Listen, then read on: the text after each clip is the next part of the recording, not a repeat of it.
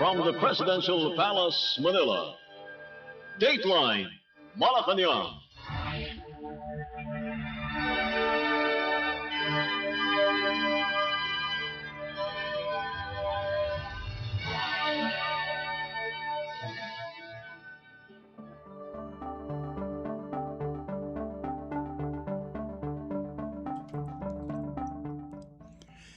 Good day.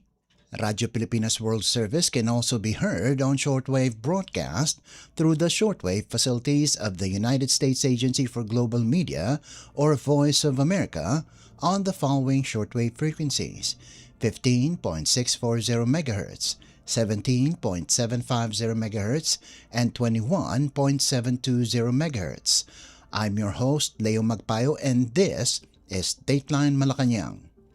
Malacañang on Monday assured the public that the national government has sufficient funds to support emergency response and relief operations following the magnitude 7.8 earthquake that struck off Sarangani and triggered tsunami warnings across parts of Mindanao. In a palace briefing, Palace Press Officer Claire Castro said, President Ferdinand R. Marcos Jr. has already ordered all concerned agencies to immediately respond and extend assistance to affected communities. Castro emphasized that government resources remain intact and ready for deployment. The Department of Budget and Management, or DBM, also confirmed that the quick response funds of key agencies remain available and may be tapped at once for disaster response. Nag-utos na po ang Pangulo at kailangan tumugon po lahat ang ahensyang involved dito at concerned agencies. At alam po natin na ang pondo po sa ngayon ay sapat pa para sa pagsasagawa po ng pagligtas at pag-rescue at para po maibsan ang impact ng nangyaring sakuna nitong araw na to. Palace Press Officer Claire Castro. Dateline Malacañang.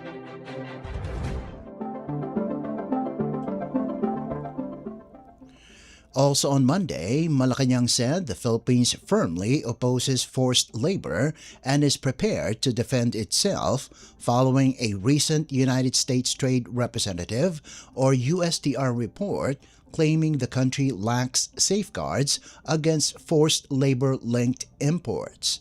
The palace assured that the government is taking the issue seriously, emphasizing the Philippines' long-standing position against forced labor and its commitment to enforcing laws that protect workers' rights. In a palace briefing, Presidential Communications Office Undersecretary and Palace Press Officer Claire Castro said, the administration is now reviewing the USTR findings and will coordinate with U.S. officials through proper diplomatic channels to demonstrate the country's compliance. She added that the Philippines can defend its record, noting that the Office of the President acknowledges the USTR's proposal to impose an additional 12.5% tariff on select Philippine products.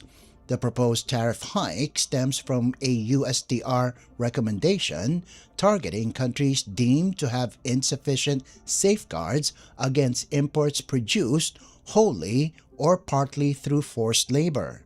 Castro urged that the Philippines has been actively implementing laws and enforcement actions against forced labor and human trafficking, citing recent operations as proof. Asked whether President Ferdinand R. Marcos Jr. will send another delegation to the U.S. for discussions, Castro said this is among the options being considered.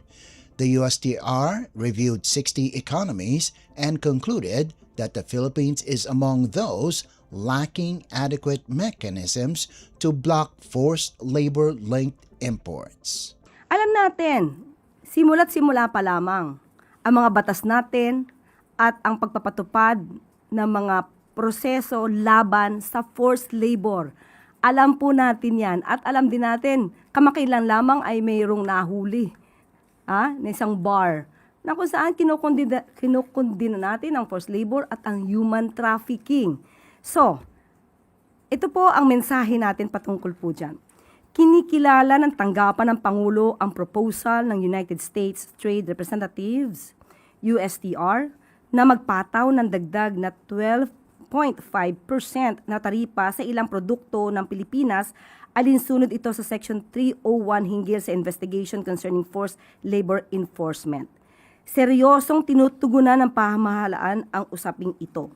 Binibigyan diin ng pamahalaan ang matagal ng paninindigan laban sa forced labor at ang umiiral na batas laban dito.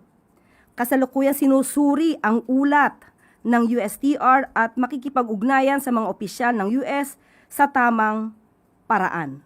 So, kaya po nating ipaglaban na tayo po ay hindi lumalabag sa batas at tayo po ay kumukondena sa forced labor. That was Palace Press Officer Claire Castro. Dateline Malacañang.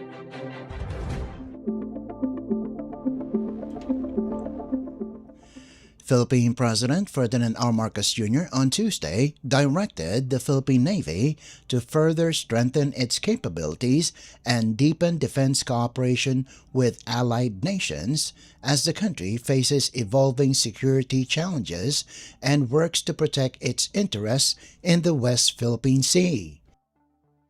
Speaking during the 128th anniversary celebration of the Philippine Navy, the President emphasized the vital role of maritime defense in safeguarding the country's sovereignty, economic interests, and regional stability. President Marcos said the rapidly changing geopolitical landscape has made the Indo-Pacific region a focal point of global competition, underscoring the need for a strong and credible naval force. The Commander-in-Chief also instructed the Armed Forces of the Philippines and the Department of National Defense to expand military engagements and strengthen cooperation with allies and partner nations. Strengthening the Philippine Navy's capabilities remains essential to protecting our interests in the West Philippine Sea in light of the broader realities of our time. Rapid economic and political developments in the 21st century have reshaped global growth and placed the Indo-Pacific region at the geopolitical and economic center of gravity. The seas around us are arenas of competition and of conflict. Global instability, shifting alliances, and emerging threats demand that we maintain a resilient maritime defense posture. In this environment, a credible Philippine Navy is indispensable to regional peace. Thus, I have directed the Philippine Navy to further strengthen its capabilities. The DND-AFP was also tasked to further expand and deepen partnerships, exchanges, and interactions with allies and friendly forces. The directive comes amid reports of new Chinese construction activities in Scarborough Shoal, also known as Bajo de Masinloc, a disputed area located about 124 nautical miles from Zambales. The President said ongoing modernization efforts will help the Navy better protect Philippine sovereignty, secure maritime resources, and contribute to regional peace and stability. As part of the anniversary celebration, President Marcos led the commissioning of the new offshore patrol vessel BRP Raha Lacandula, describing it as a significant milestone in the Navy's modernization program. President Marcos also paid tribute to Navy personnel for their service, particularly their rapid response efforts following the magnitude 7.8 earthquake that struck off Sarangani on Monday. He noted that naval forces Eastern Mindanao immediately activated disaster response measures and placed rescue units on heightened alert for humanitarian operations. President Marcos assured Navy personnel that the government remains committed to supporting their welfare and providing the resources needed to carry out their missions effectively. Truly, This is a pivotal step towards realizing the Navy's vision of a modern and self-reliant force. This vessel enhances our capacity to safeguard our resources and assert our sovereignty. To the crew of the ship, may you sail her with pride and let the world know that the Filipino spirit will never be intimidated. The dedication and service of the men and women of the Philippine Navy mean that our communities can sleep peacefully at night. It means that our fisherfolk can sail further with confidence. It also means that the global community will see that our country is a credible and formidable anchor of peace and of international law. Be assured that your government remains committed to supporting your welfare and ensuring that you are equipped to carry out your mission. Was Philippine President Ferdinand R. Marcos Jr. Dateline Malacañang.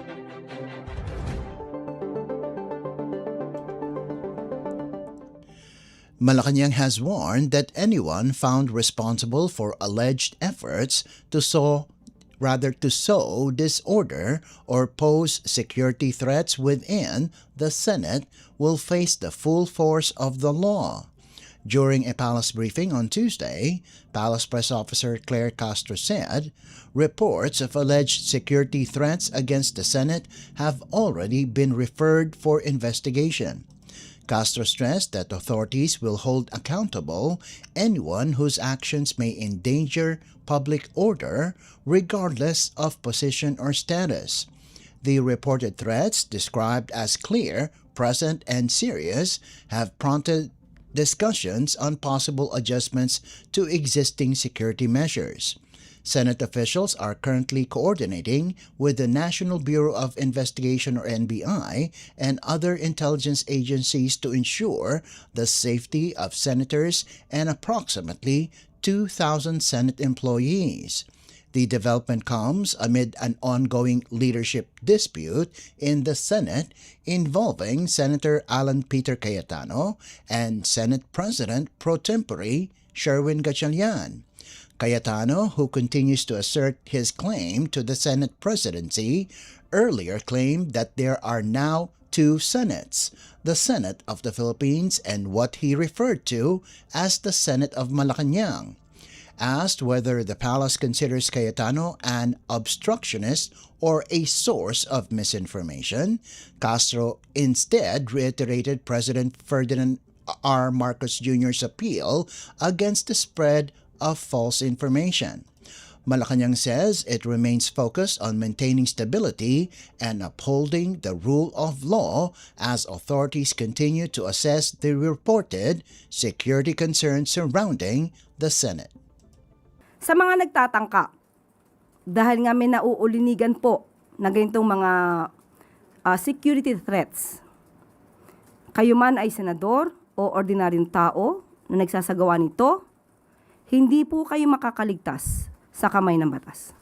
Ito po ang sabi ng Pangulo, fake news is flying around. Those into it should cease and desist. Yan po ang malinaw na sinabi ng Pangulo. That was Palace Press Officer Claire Castro. Dateline Malacañang.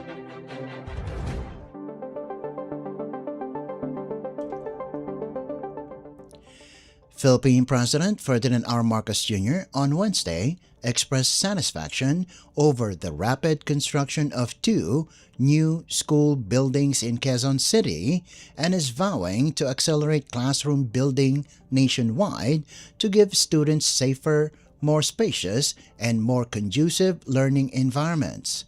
The President made the remarks during his inspection of the newly completed facilities at San Francisco High School, where he highlighted the project's early completion as proof of transparent and efficient use of public funds.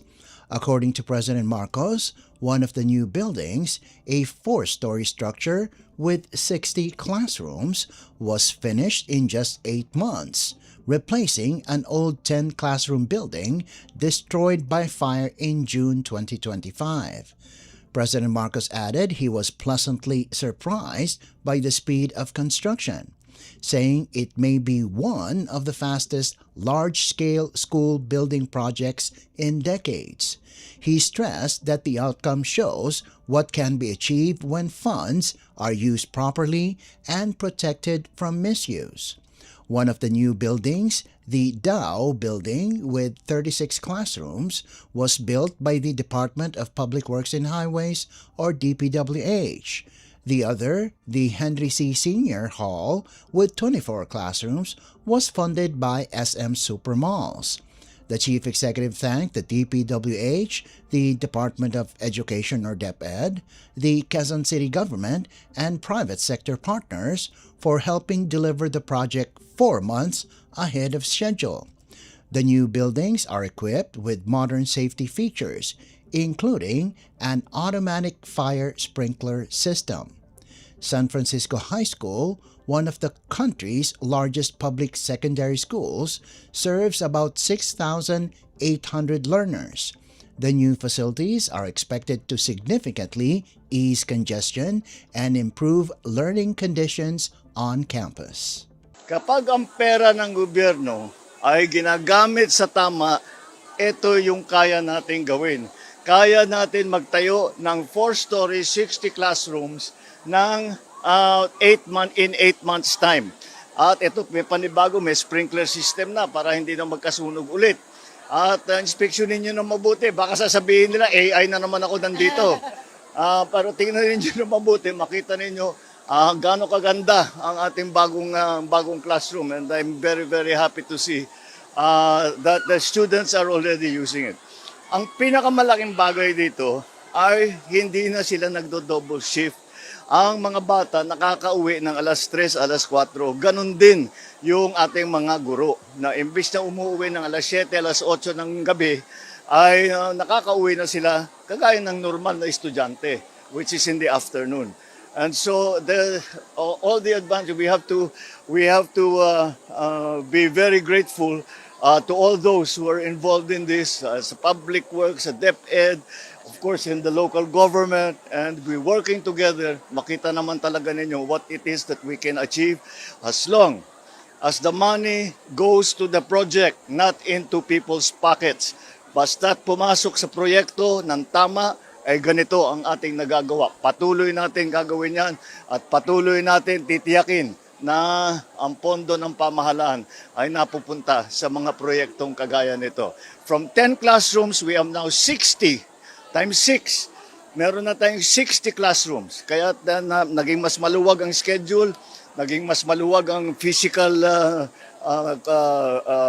location ng ating mga bata, and which is conducive to better learning. So I'm very, very happy to have come here. I'm a little bit surprised, I must say. I do not think that maybe in the last 30 years that we have seen such a building, a 4-story, 60 classroom building built in 8 months.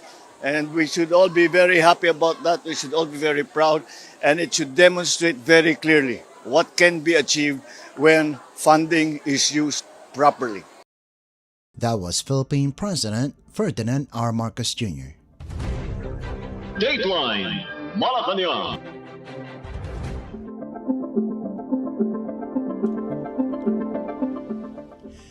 Also on Wednesday, Philippine President Ferdinand R. Marcos Jr. has announced immediate financial aid for earthquake-hit General Santos City, including 1 million pesos for repairs to the damaged City Hall and 50,000 pesos for each family who lost a loved one in the magnitude 7.8 quake.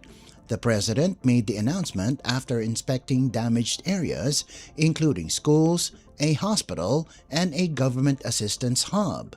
He said the Local Government Support Fund, or LGSF, has already released the 1 million peso assistance to the office of the city mayor to help restore the City Hall. President Marcos added that the Department of Budget and Management, or DBM, will also release LGSF support for infrastructure repairs in Sarangani and South Cotabato. Engineers have begun structural assessments to determine which buildings remain safe and which require major repairs or demolition. President Marcos noted that while some damage is visible, safety checks are essential before allowing residents to return. The chief executive also reported progress in restoring essential services. Power supply in affected areas is now at 85%, with only 2 power plants still offline due to road damage that has slowed repair work. Government agencies continue to distribute relief goods and provide medical and logistical support to affected families. Sa ngayon, merong obvious na makita na mga sira, pero kailangan pa rin natin tiyakin na safe. Kaya't yung mga engineer ay papasok na para i-assess kung ano ba yung parte ng building na pwede pang gamitin, ano yung hindi na talaga pwede. Kailangan pabagsakin yung buong building, mabigyan tayo ng informasyon tungkol dyan. Mula naman sa mga tulong mga tulong na ibinibigay natin, magbibigay tayo nabigyan ko si Mayor, nabigyan ko ng 100 milyong piso from the LGSF para maayos yung kanilang City Hall, yung sa General Santos City Hall. At lahat ng pamilya nang meron silang casualty na biktima, nasawi, ay magbibigay tayo ng tig 50,000 para sa kanila, para sa tulong dun sa kanilang naging malapit sa kanila na namatay. DBN naman ay magbibigay ng pondo mula na naman sa LGSF para sa infrastruktura sa Sarangani province at saka sa South Coast. At meron din damage doon, pero dito talaga ang pinaka-Sarangani is really the hardest hit. Ang report sa akin doon sa power supply ay we are up to 85% back to full performance. Meron pa tayong mga inaantay. Meron pa kasing mga area, 2-3 area na hanggang ngayon hindi nila mapasok, hindi nila maayos ang mga distribution at pati planta. May plantang that had to, 2 plants had to stop operation. Hindi nga nilang mapasok sa ngayon dahil barado pa yung kalsada, either nasira yung kalsada o nagka-landslide, kaya hindi makapasok pa yung ating mga vehicles. Those areas naman na hindi kayang pasukin ng mga sasakyan para sa mga engineer natin, para sa mga magbubuo ulit ng mga sistema natin, ay yung relief goods. Nakapag-deliver na tayo, nag-helicopter na tayo. Places like Glan na hindi pa hanggang ngayon walang road passages. So, pero nang-report sa akin ang AFP na nakapag-deliver sila ng pagkain, nakapag-deliver sila ng gamot at kung ano yung mga lagi natin binibigay na pangangailangan sa mga tinamaan ng tinamaan nitong sakuna. According to the Office of Civil Defense or OCD, at least 45 people died in the powerful quake that struck Maasim, Sarangani, and nearby provinces on June 8th. The National Disaster Risk Reduction and Management Council, or NDRRMC, reports that 33,596 families, or 149,372 individuals across 184 barangays or towns in Zamboanga Peninsula, Davao Region, Socsargen, and Bangsamoro Autonomous Region in Muslim Mindanao or BARM were affected. A total of 2,994 houses were damaged, including 495 that were completely destroyed. President Marcos Jr. assured residents that the national government is working non-stop to speed up recovery and restore normalcy in quake-hit communities.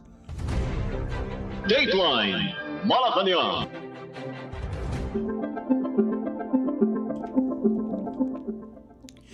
Still on Wednesday, Teachers in areas hit by the magnitude 7.8 earthquake will undergo psychosocial support training to help students cope with trauma, Philippine President Ferdinand R. Marcos Jr. announced during his visit to General Santos City.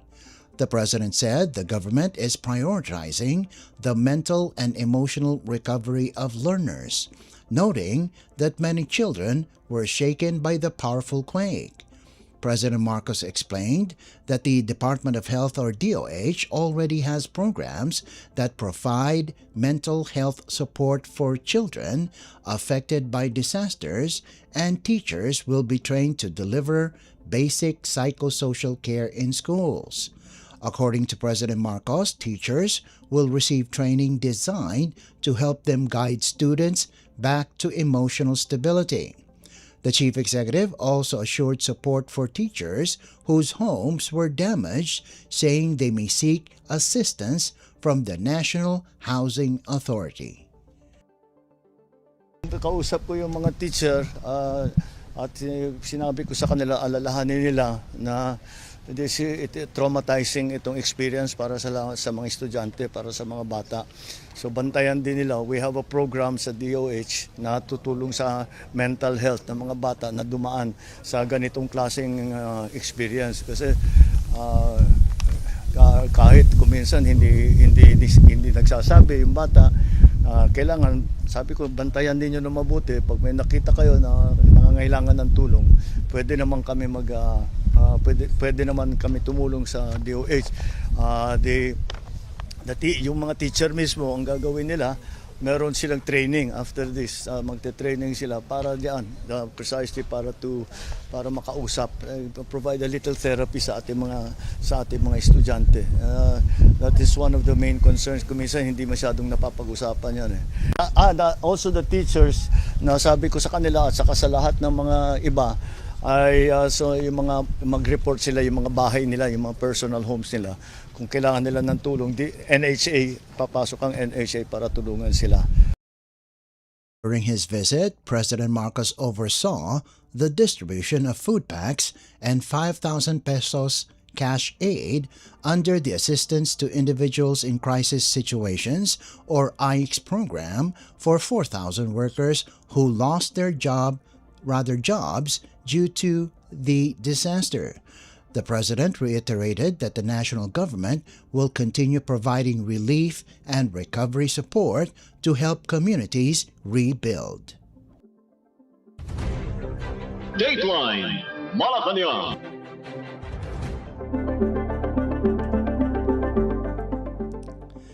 Philippine President Ferdinand R. Marcos Jr. on Thursday led the distribution of learning resources to students from 13 public schools in San Juan City during a ceremony at Pinaglabanan Elementary School.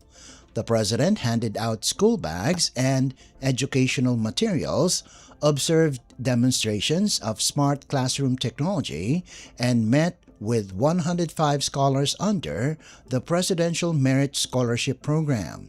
He underscored the administration's push to strengthen the education system by supporting both learners and teachers. The San Juan City government also distributed around 13,000 tablets to learners from kindergarten to grade 12 across its 13 public schools to expand access to digital learning. Meanwhile, the Office of the President, Office of the Executive Secretary, provided about 1,000 school bags for kindergarten and grade 1 pupils through the Socio-Civic Projects Fund or SCPF. Each bag contains essential supplies such as workbooks, notebooks, crayons, and pencil cases. Thursday's event follows earlier nationwide rollouts in Rizal, Cebu, and Davao Oriental, where reading materials and other learning tools were delivered to classrooms to help build strong literacy foundations. The president's visit also highlighted the government's commitment to removing barriers to learning, maximizing digital technologies, and supporting Filipino children beyond basic education. President Marcos again urged students, especially scholars, to study diligently, saying they will one day become the country's future leaders. Kaya't mapakanibangan nyo sana ang tulong na binibigay namin para kayo ay maging handa pagdating ng panahon. At alam naman natin, kapag kayo ay may magandang pinag-aralan, malaking tulong ito sa inyong pamumuhay, sa mga sarili ninyo, sa pamilya ninyo, sa komunidad ninyo, at sa ganung paraan sa buong Pilipinas. Kaya't huwag niyong kakalimutan gaano kahalaga ang edukasyon. Huwag niyong kakalimutan, kaya't mag-aral kayo na mabuti, pagsagaan ninyo talaga. Dahil ito ay kayamanan na maibibigay namin sa inyo na hindi na makukuha sa inyo, hindi na malulusaw yan, hindi na maaagaw yan. Wala nang pwedeng magnakaw sa inyo yan. Habang buhay ninyo, araw-araw ninyo magpapasalamat na nagkaroon kayo ng magandang edukasyon. So, work hard, study hard, and magkita tayo pag may hawak na kayong diploma. President Ferdinand R. Marcos Jr. Dateline Malacañang.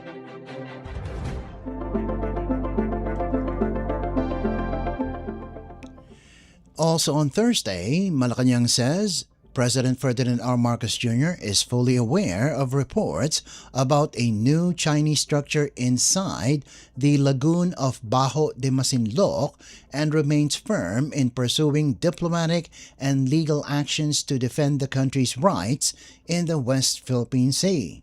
In a palace briefing, Palace Press Officer Claire Castro said the president continues to uphold a rules-based approach in addressing developments in disputed waters. She noted that the Department of Foreign Affairs, or DFA, has already filed a diplomatic protest over the floating movable platform reportedly installed by China inside the shoal.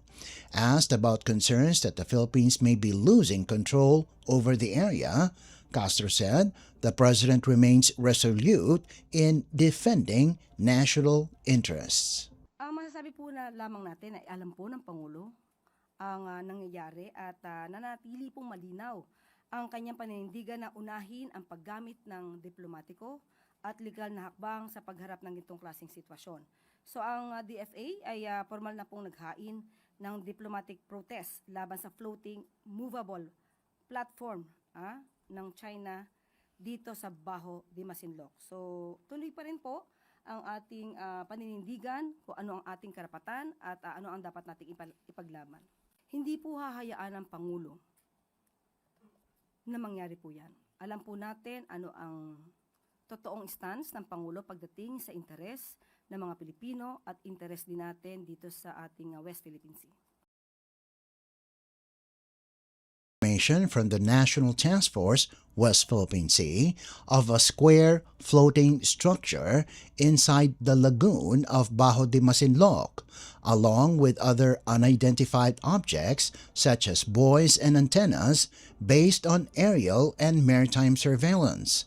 The DFA earlier described the structure as a violation of Philippine sovereignty, sovereign rights, and jurisdiction and demanded its removal.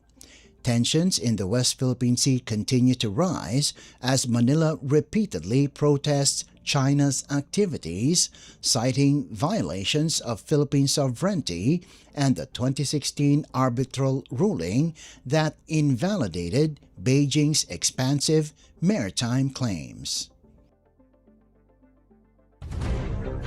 Dateline Malacañang.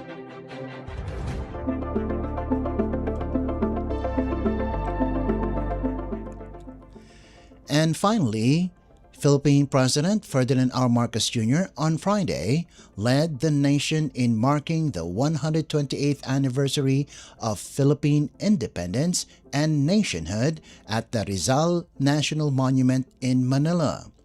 The president, joined by the First Family, spearheaded the traditional flag-raising and wreath-laying rites honoring Dr. Jose Rizal and the country's heroes whose sacrifices secured the nation's freedom. In his message at the Quirino Grandstand, the president urged Filipinos to draw strength from the nation's heroes and work together for the common good. President Marcos honored the men and women who fought for the country's freedom, as well as generations of Filipinos who dedicated their lives to nation building.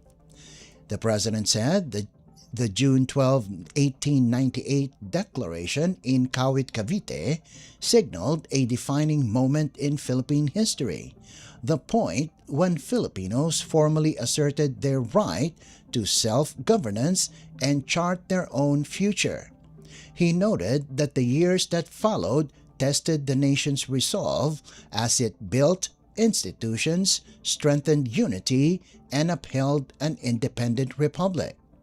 President Marcos expressed hope that this year's commemoration deepens public understanding of the country's past and inspires a renewed sense of duty as the nation continues building a bagong Pilipinas or new Philippines worthy of the sacrifices that secured the country's sovereignty and of the dreams and aspirations that gave birth to the Philippine Republic.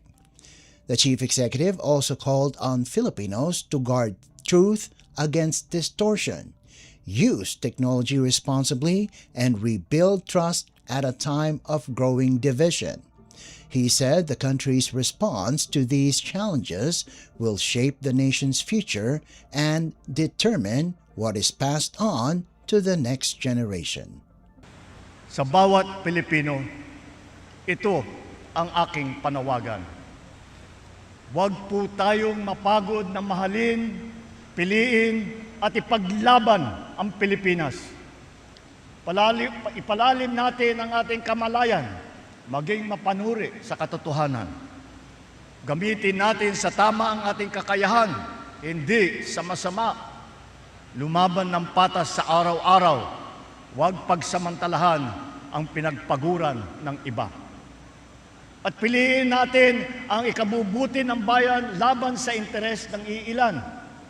Kung mananatili tayong tapat sa mga adhikaing ito, matitiyak tayong magmamana ang mga susunod ang henerasyon ng isang bansa na mas matatag, mas makatarungan at mas maunlad. Tandaan natin na ang kapayapaan, kasarinlan at kalayaan na ating tinatamasa sa ngayon ay tinubos ng dugo ng mga nauna sa atin. Naway magsilbing bigkis ang ating bandila, ang ating pambansang awit at ang ating pagka-Pilipino sa pagbuo ng isang bagong Pilipinas. Was Philippine President Ferdinand R. Marcos Jr. Dateline Malacañang.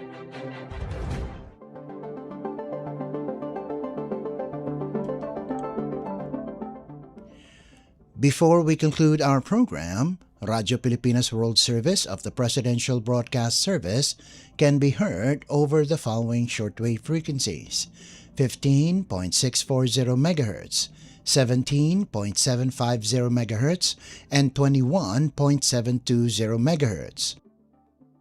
Radyo Pilipinas World Service is also live on audio streaming. Just download Evox PBS Receiver on your Google Play Store or the App Store from your Apple phone. You can also visit our Facebook page and YouTube channel. Just type in and search for Radyo Pilipinas World Service. Kindly subscribe, like, and share our posts as well. And that concludes this edition of Dateline Malacañang in Review. For Radyo Pilipinas World Service, this is Leo Magpayo. Good day and stay safe. From the Presidential Palace, Manila, Dateline Malacañang.